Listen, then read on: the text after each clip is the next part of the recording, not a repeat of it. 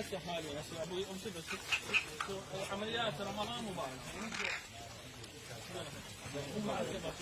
اليوم انطلاق عمليات رمضان مبارك للقبض على بعض الخلايا النائمة الموجودة في محافظة نينوى بالتعاون مع الحشد الشعبي قيادة لواء 30 وبالإضافة إلى التعاون مع الجيش العراقي.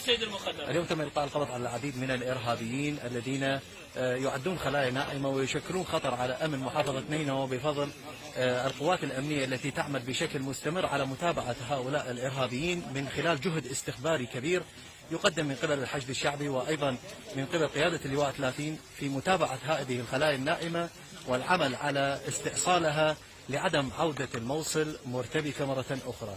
تحية تقدير وإجلال إلى جميع القوات الأمنية بالإضافة إلى قيادة اللواء 30 الحشد الشعبي الذي يعمل باستمرار من أجل حفظ أمن واستقرار محافظة نينوى.